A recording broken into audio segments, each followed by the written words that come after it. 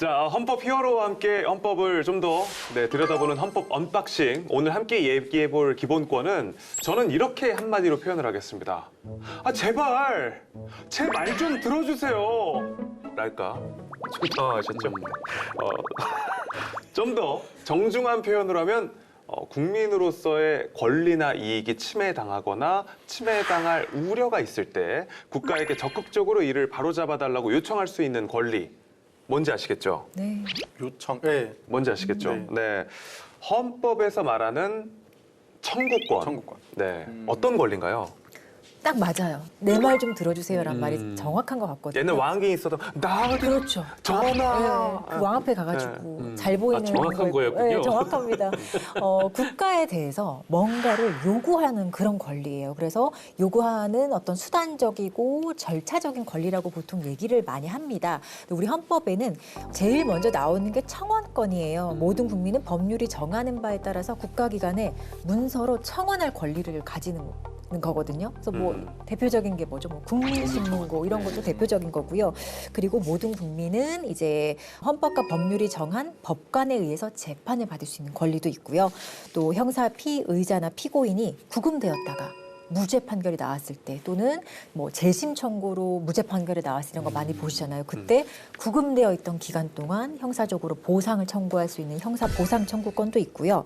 또 공무원의 어떤 직무상 불법 행위로 내가 손해를 입었을 때 국가를 상대로 배상 청구하는 국가 배상 청구권이 있고 타인의 범죄 행위로 인해서 생명 신체에 대한 피해를 받은 범죄 피해자인 국민은 법률이 정하는 바에 따라서 국가에 대해서 구조를 청구할 수 있는 네. 범죄 피해자 구조 청구권도 있습니다. 재판을 받을 권리가 기본권이라고 하지만 네. 비용도 많이 들어가고 그리고 그렇죠. 재판 날까지 시간이 오래 걸리다 보니 사실 포기하는 사람은 많잖아요. 그러면은 이것 자체가 그 기본권에 대한 침해가 되지 않나요? 네, 그 재판 청구권에 보면 헌법에 모든 국민은 신속한 재판을 받을 권리가 있다라고 규정이 되어 있어요.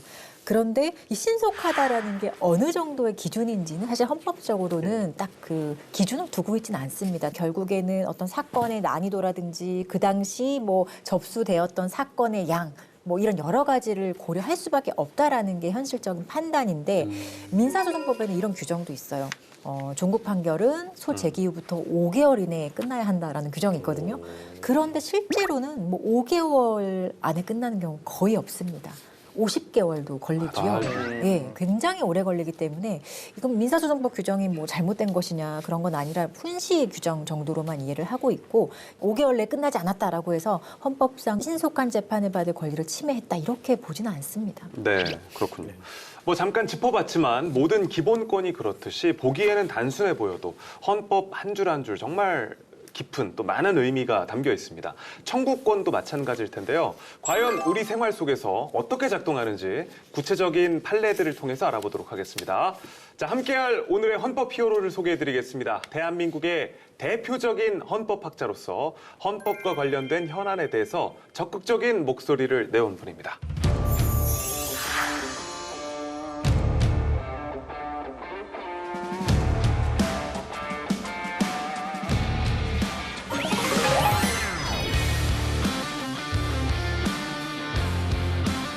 네, 오늘 함께할 헌법 히어로는 헌정 회복을 위한 헌법학자회의 공동대표로 계신 김선택 고려대학교 법학전문대학원 명예교수십니다. 네, 반갑습니다. 고려대학교 법학전문대학원에서 그 헌법을 연구하고 가르쳐온 김선택 교수입니다. 안녕하십니까? 반갑습니다. 미디어를 통해서 누구보다 또 적극적으로 시민들에게 뭐 헌법 정신과 또 가치에 대해서 알려오셨기 때문에 낯익다 이렇게 생각하시는 분들도 많이 계실 것 같아요. 이 헌정 회복을 위한 헌법학자회의 공동대표라고 제가 소개를 해드렸는데 이게 어떤 단체인지 좀 들어볼 수 있을까요? 사실 이 단체는 이미 더 이상 존재하지 않는 거나 마찬가지인데요. 네. 원래 그 2024년 12월 3일 밤에 우리를 놀라게 한 사건이 있지 않았습니까? 네. 그 불법 계엄 사태 이후에 우리 헌법학자들이 이게 헌법적 사건이기 때문에 그때 적절한 그 어드바이스를 국민들한테 좀 해야겠다. 이런 생각을 해서 한 110명 정도 되는 그 많은 헌법학자들이 단체를 만들었어요. 여러 가지 성명도 하고 뭐 그 쭉 사건을 쭉 팔로우를 해왔습니다. 네. 우리가 그때 개인적 의견을 말한 건 아니고요. 우리가 따로 이제 모여서 학술회의도 하고 줌으로 회의도 하고 해서 우리 입장을 정리했습니다. 그래서 서로 의견이 안 맞을 때는 못 낸 것도 있어요. 서로 의견이 다르고 좀 충돌이 되면 그냥 덮어놓고 하지 말자, 이거 곤란하다. 이런 적도 있습니다. 그렇군요. 뭐 지난 탄핵 과정에서도 그렇고 또 헌법과 관련된 사안이라면 뭐 학계에도 그렇고 또 정치권을 향해서도 좀 누구보다 적극적으로 목소리를 내오셨는데요. 좀 어렵진 않으셨는지 그때 어떠셨는지 궁금해요. 근데 이 12.3 불법계엄 사태는 우리가 무슨 어떤 정치적인 성향이나 뭐 네. 경향을 띠고 우리가 나온 게 아니고 이건 국가의 근본적인 질서가 위험에 처했기 때문에 이건 어느 국민이나 다 나서서 이걸 회복하기 노력을 해야 되는 그런 상황 아니었습니까? 네. 이런 취지로 한 거기 때문에 뭐 어떤 그런 부담은 없습니다. 우리 보통 생각하듯이 아니 그 학교에서 학생들 가르치는 사람들이 이렇게 나와서 이렇게 하는 게 적절하다 이런 말도 가능해요. 네. 근데 뭐 그런 거하고 좀 차원이 달랐다. 국민 모두가 합의한 헌법에 대한 공격이 이루어졌기 때문에 국민 전체가 피해를 입었죠. 그죠? 여기에 대해서는 그래도 우리가 헌법을 조금 공부를 했으니까 우리가 나와서 얘기해 주는 게 좀 문제를 올바르게 해결할 수 있게 될 거다. 이렇게 생각했습니다. 우리 교수님께서는 우리나라 헌정사를 이해하기 위해서 총 4단계로 구분을 해서 봐야 한다 이렇게 네. 말씀을 하셨는데 좀 간단하게 설명을 해주신다면. 그동안 우리나라에서는 자꾸 헌법사를 얘기할 때 네. 자꾸 10하고부터 60하고 뭐 이렇게 얘기를 하고 어떤 1차 헌법 개정부터 뭐 9차까지 됐으니까 이제 10차 개정이다 이렇게 말을 하는데 이게 좀 바뀌어야 한다고 저는 생각을 해요. 그래서 지금 어떤 생각을 갖고 있냐면 우리나라 헌법은 그 민주공화국 수립한 1919년 그 상해에서 만든 임시 헌장이 첫 번째 대한민국 헌법이에요. 그때부터 시작해서 그 1945년 광복하고 48년에 정식 정부에서 헌법 만들 때까지 요 기간이 우리 헌정의 준비기였습니다. 그리고 48년에 헌법을 이제 정식 정부에서 만들어서 네. 이제 잘 했어야 되는데 네. 이승만 박사가 그 독재를 하는 바람에 12년 동안 이 헌정이 제대로 작동이 안 됐어요. 그러다 이제 아시겠지만 60년에 4월 혁명, 4.19 혁명이 났고 다시 민주주의가 될 줄 알았는데 5.16 군사쿠데 때 또 붕괴됐어요. 그러니까 요 48년부터 61년 요 사이는 헌정 실험기다. 근데 실패한 거죠. 실험기. 그럼 61년에 5.16 군사 쿠데타 이후에 87년까지는 다 아시겠지만 군인들에 의한 독재였습니다. 네네. 이건 그야말로 암흑기죠. 그러니까 우리 헌정이 정상적으로 작동할 수 없는 암흑 시대가 길게 계속된 겁니다. 근데 87년에 이제 현재 헌법, 네. 이게 국민들이 60민주항쟁을 통해서 만들어지지 않았습니까? 그때부터 우리가 거의 40년 전 세계 국제단체에서 우리를 완전한 민주주의로 지금 카테고리를 해줬단 말이에요. 네. 지금까지 온 겁니다. 그러니까 이거는 헌정 실행기죠. 헌정을 실제적으로 우리가 실천하고 있는 기간이었던 거죠. 자, 오늘 교수님과 함께 나눌 헌법에 명시된 국민의 기본권 중에 청구권에 대해서 이야기를 나눠보겠습니다. 이 청구권의 핵심이 무엇이라고 생각하시는지 좀 먼저 질문을 드리고 싶어요. 이제 우리나라 헌법 전을 보면 이제 헌법 텍스트에 네. 그 기본권 장에는 4가지 부분이 있어요. 자유권이 있고 청구권이나 사회권 같은 수익권이라 불렀고 이익을 받는 권리라. 그다음에 이제 참정권이 있고 그다음에 기본 의무가 있었던 겁니다. 네. 그 중에 하나예요. 그러니까 요 청구권을 이해하시려면 일단 이게 자유권과의 관계라든가 사회권과의 관계, 다른 권리와의 관계를 좀 보셔야 돼요. 네. 그러니까 이 자유권은 소극적으로 국가가 간섭하지 말라. 부작위를 하라 이런 얘기고 이 청구권은 적극적 권리로 국가가 무언가를 해야 되는 겁니다. 예를 들면 뭐 재판 청구권은 국가가 사법 조직을 만들고 법원을 만들고 절차를 만들고 해서 재판을 진행해 줘야 돼요. 배상금을 우리가 지급하라 이런 요구를 하는 거예요. 이거 완전히 다르죠. 이게 왜 중요하냐면요. 과거에 전제 군주나 이런 군주 시대, 독재 시대에는 사실 군민이 국가를 상대로 뭐 재판을 건대거나 국가에 대해서 내 피해에 대한 손해를 배상하라든가 이런 요구를 할 수가 없었어요. 불가능하지 않았겠어요? 그렇죠. 그래서 우리가 이 청구권은 한국의 법치주의, 대한민국이 법치국가라고 하는 걸 완성시키는 그런 기본권이에요. 이런 중대한 의미가 있습니다. 지난 이제 3월부터 법원의 확정 판결이라도 헌법상 권리가 침해당했다라고 하면 이제 헌법재판소에서 취소할 수 있는 이 재판소원 제도가 시행이 되고 있어요. 그리고 이제 이 재판소원 제도 관련해서 어떤 소송의 남용 우려도 있고 사실상 사심제 아니냐 이런 비판도 있거든요. 이 재판소원 제도에 대해서 교수님은 어떻게 보시는지 궁금합니다. 이 재판소원 제도는 사실은 이게 처음 도입되던 때 87년 헌법이 도입된 건데 이때 헌법소원 안에 당연히 재판도 들어가는 게 됐어야 돼요. 왜 그러냐면 헌법소원 제도는요, 사실은 기본권을 침해당한 사람이 구제받기 위한 거거든요. 근데 기본권을 침해하는 국가 권력이 뭐가 있겠어요? 국회의 입법권도 있고, 정부의 처분권도 있고, 법원의 판결. 이것들도 기본권을 침해할 수 있잖아요. 그럼 당연히 국민은 그 법원의 판결을 하더라도 이 법원이 재판을 통해서 자기의 기본권을 침해했으면 당연히 헌법재판소에 제소해서 구제받을 수 있는 길이 열려 있어야 되는 겁니다. 그래서 이걸 우리가 기본권 보호의 사각지대였다 이렇게 얘기하는 거예요. 그렇게 했고 지금 이거 사심이 전혀 안 해요. 왜 그러냐면 이 헌법 소원으로 가는 이 기본권 침해 구제는요 단심입니다. 헌법재판소 한 번 하고 마는 거예요. 그리고 법원에서 하는 1심, 2심, 3심의 권리 의무 관계는 법률을 해석 적용하는 거거든요. 그 법률을 해석 적용하는 1심, 2심, 3심은 다 법원에서 하는 거고 헌법재판소 오로지 기본권 침해가 제대로 구제되느냐 안 되느냐만 따지는 겁니다. 그러니까 전혀 상관이 없어요. 그다음에 이제 이 재판 소원이 발생하면 너무나 많은 그 이제 헌법 소원이 들어오면 어떡하냐는데 큰 우려는 없어요. 지금도 뭐 우리 들어온 사건의 숫자를 보면 우리 헌법재판소에 접수된 사건을 보면 예상보다 훨씬 적습니다.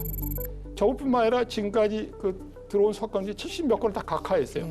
그렇게 한 건 뭐냐면 아주 엄격하게 그렇게 이제 헌재가 요구하고 있기 때문에 크게 걱정 안 하셔도 될 겁니다. 잘 할 겁니다. 네, 뭐 앞서 잠깐 짚어봤지만 청구권 가운데 중요한 권리로 꼽히는 게 이제 형사 보상 청구권. 또 국가배상 청구권인데요.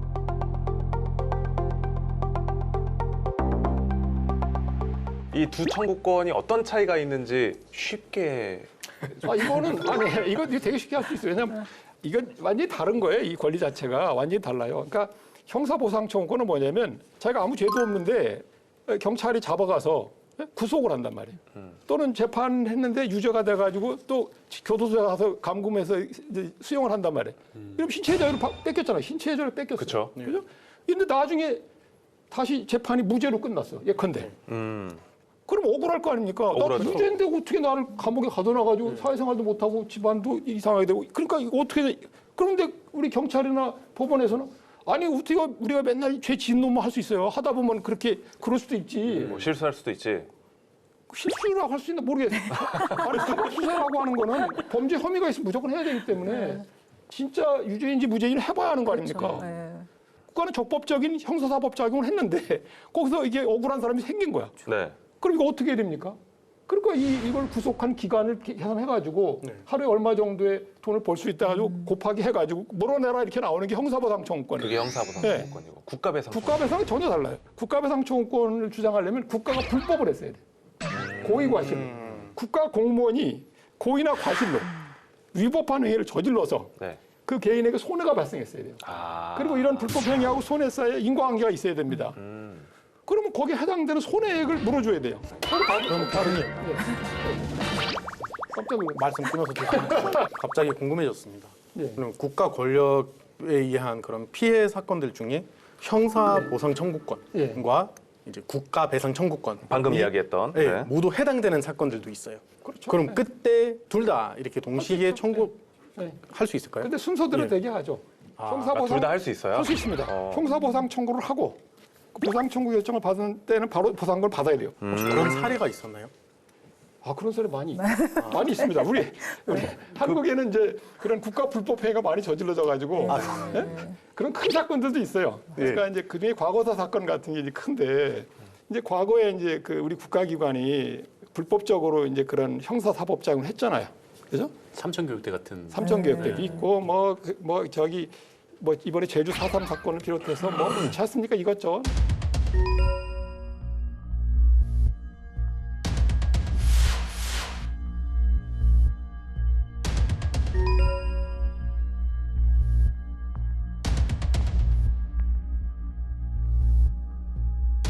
이런 일이 많이 발생했고요. 그렇게 발생하면 형사보상을 받고 네. 다시 이제 그 고의과실을 입증해서 요건이 있지 않습니까? 국가배상 요건을 더 충족시켜서 또 배상금을 받으면 돼요. 예, 이중적으로 얼마든지 할 수 있습니다. 그렇군요. 네. 네. 자, 이 국가 폭력에 의한 피해, 한 사람의 인생은 물론 가족의 삶까지 송두리째 뺏어가는 경우가 많이 있는데요. 사후에라도 제대로 된 구제가 좀 이루어져야 될 텐데 이 국가배상 청구권 관련해서 당장 떠오르는 사건이 뭐 최근에 법원에서도 국가배상 결정이 났었던 네네. 형제복지원 사건이고요. 1980년대 발생한 사건인데 이게 정말 오랜 시간이 걸렸지 않습니까? 네, 이 말씀하신 대로 이 1970년대부터 80년대까지 이 불황인 단속을 명분으로 이 수천 명의 무고한 시민을 강제로 감금을 하고 여기서 이제 강제 노역, 폭행, 뭐 성범죄, 이 살인 네. 등이 자행된 최악의 그 인권 유린 사건으로 알려져 있는데요. 이 확인된 사망자만 수백여 명에 이릅니다. 피해자들은 이 사건이 국가의 묵인 방조, 나아가서 적극적 개입으로 이루어졌다라고 보고 국가를 상대로 손해배상 소송을 제기해 왔고요. 처음으로 국가 배상 판결이 나왔고 최근까지 잇따라서 이 국가의 배상 책임을 인정하는 판결이 속속 나오고 있습니다. 그렇군요. 이 경우에 이제 결국에 가장 문제되는 게 과거에 일어났던 일은 민사상 어떤 소멸시효의 문제이거든요. 그런데 지금 어떤 정부의 추세는 이 소멸시효를 조금 주장하지 않겠다라는 방침도 있고 또 1심에서 이미 이제 피해자 측이 승소를 했다면 거기에 대해서 뭐 소멸시효라든지 다른 것을 이유로 해서 국가가 항소하거나 뭐 상고하는 그런 것들을 좀 제한하겠다라는 얘기를 했어요. 이거에 대해서 교수님 어떻게 생각하시는지 좀 궁금합니다. 근데 이제 과거 시간에 좀 지난 이제 국가 폭력 범죄 거기에 대해서 두 가지 문제가 있잖아요. 민사상 그 소멸시효 문제가 있고 형사상 그 공소시효 문제 두 가지가 있어서 이걸 어떻게 하냐 문제가 있는데 사실 생각해 볼 게 공소시효나 소멸시효를 보면 그게 왜 인정되느냐를 봐야 돼요.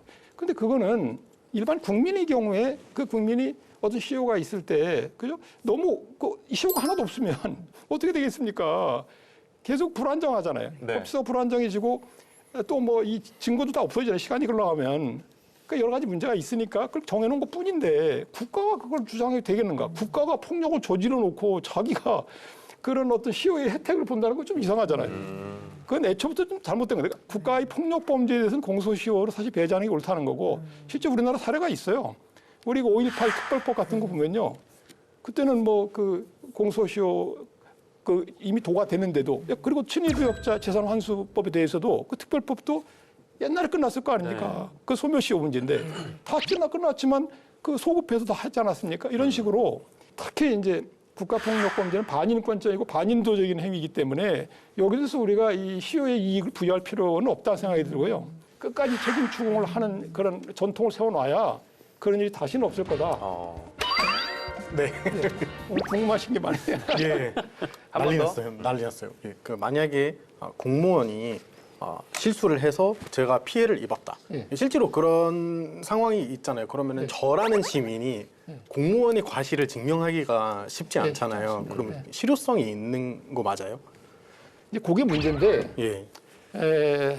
쉽지는 않지만 전에 우리가 재미있는 판결이 하나 나오지 않았습니까? 전번에 윤석열 대통령 계엄에 대해서 우리 국민들이 그 저기 소송인단을 모아가지고 위자료 청구했는데 그거 나왔잖아요. 그죠? 네. 한 사람당 10만 원씩 지급하라. 그거 참 약간 우리 법률가서 약간 묘한데 네. 사실 뭐 거기 입증된 게 별로 없거든요. 그렇죠. 쉽지는 않지만 그렇다고 해서 증명을 못할 건 또 안 해요. 그죠? 그렇습니다. 왜냐하면 그 직무 집행의 과정을 우리가 잘 들여다보면 고의 과실이 있었다는 걸 증명할 수도 있어요. 이 헌법 29조에 명시된 국가배상 청구권과 관련해서 논란이 되는 조항이 있다고 해요. 네. 바로 29조 2항인데 이게 왜 논란이 되는지 좀 설명을 부탁드립니다. 29조 2항은 이제 우리가 이중배상 금지 규정이라고 보통 얘기를 하는데요. 군인, 경찰 등이 이제 직무 중 부상을 입었어도 이제 국가배상법에 따른 어떤 손해배상을 청구할 수 없도록 하게 한 조항이에요. 근데 이게 왜 여기에 있느냐? 이게 뭐 평등권 다 똑같은 국민인데 이들에 대해서만 좀 차별적으로 취급하는 거 아니냐라고 해서 어떤 평등권 침해라는 주장과 또 이게 유신헌법의 잔재일 것이다 이렇게 비판하는 의견이 있어요. 그리고 또 한편에서는 아니 군인이나 뭐 경찰 공무원 같은 경우는 다른 보훈 제도가 있잖아요. 거기서 충분히 배상이 되기 때문에 이렇게 국가 배상까지 받도록 하는 것은 이중 배상이다라는 또 의견이 있어요. 그래서 항상 이게 헌법적으로 논란이 되는 조항이라서 굉장히 많이 얘기를 하거든요. 그렇군요. 예. 대부분의 헌법학자들이 좀 가장 먼저 사라져야 할 조항이라고 꼽고 있다고 하는데 이게 어떻게 보십니까? 저 국가배상 청구권의 주체를 제한한 거거든요. 네. 군인, 경찰, 뭐 군무원, 그다음에 이제 향토해비군 대원 같은 것들이에요. 근데 이 사람들에 대해서는 보상금이 따로 규정이 있어요. 네. 그 보상금을 받는 후에 별도로 다시 국가를 상대로 손해배상 청구할 수 없다 이런 규정이거든요. 네. 그렇게 돼 있는데 저 조항이 원래 헌법에 없었던 건데 법률에만 들어왔던 거예요. 그 조항이 들어왔을 때 좀 문제가 있었던 거예요. 왜 그러냐면 만약 그 보상금이 많다면 문제가 없잖아요. 별도의 보상금은 그냥 청구만 받을 수 있으니까 쉽지 않습니까? 근데 그 금액이 많다면 뭐하러 배상 청구할 때 소송을 합니까? 필요가 없잖아요. 근데 금액이 현저히 달랐어요. 그러니까 같은 어떤 경우는 이런 일도 있어요. 예비군 훈련을 갔는데 같이 일반 그 동네의 민간인하고 같이 리어카를 끌고 이동하다가 다른 군인 거기 같이 훈련에 참여된 군인의 실수로 이게 폭발 사고가 났다 예를 들면 그러면 예비군 대원으로 들어가는 사람은 배상 청구 못 해요. 그 민간인은 배상 청구 다 해도 받아. 금액 차가 현저하게 나요. 말이 안 되잖아요. 그러니까 이게 뭐냐? 예비군으로서 굉장히 좀 화가 나는데. 행복하네요. 네. 그러니까 이거는 평등권 침해인 거죠. 불평등하지 않습니까? 같은 건 같게 다른 건 다르게 돼야 되는데 똑같은 일 아닙니까? 네. 그래서 문제가 됐던 거고 그래서 이게 국가배상법의 조항이 들어왔을 때 그때는 헌법재판, 위헌법률 심판 권한이 법원에 있었어요. 그 법원의 하급 심판사들이 이건 위헌이다 올라가지고 결국 대법원에서 위헌 판결해버렸어요. 그랬더니 이제 그 당시 대통령이었던 박정희 대통령이 이제 화가 난 거죠. 왜 화가 났냐면 국가배상법이 왜 군인들의 그 국가배상 청구를 제한했냐면 그때 우리가 월남, 베트남에 참전을 했었는데 그때 파병된 군인들이 많이 그런 사고를 당했어요. 그러다 보니까 이 사람들이 국가배상 자꾸 요구하니까 돈이 자꾸 나가니까 아니 그래서 피 흘려 얻은 돈을 우리 국가 건설에 써야 되는데 그걸 다 나눠 가지면 어떡하냐. 이런 조항을 넣었는데 대법원이 이걸 위헌으로 해버리면 이게 애국심이 없다. 그래가지고 그 당시 그 대법원의 그 판결이 그 위헌 판결이 우리 사법 100년사상 가장 위대한 판결, 가장 좋은 판결을 우리나라 판사들이 1등으로 뽑은 거예요. 그랬는데 그럼 뭐 합니까? 바로 유신헌법 있죠. 유신 쿠데타를 일으켜가지고 헌법을 바꿀 때 그 조항을 헌법에다 집어넣은 거예요. 말이 안 돼. 그러니까 법률에 있는 조항을 법원에서 위헌으로 결정했는데 네. 헌법을 개정해서 거기다 헌법 조항을 넣으면 어떻게 해요? 그러니까요. 그죠? 폭력이죠, 아니 폭거지. 그래 놨는데, 근데 문제는 거기서 끝난 게 아니고, 그러면 이제 그렇게 살다가 87년 지금 현행 헌법이 들어와서 헌법재판소 들어왔잖아요. 예. 그러면 이때 이제 또 제기했을 거 아닙니까? 이 헌법 조항하고 국가배상법 조항은 위헌이다.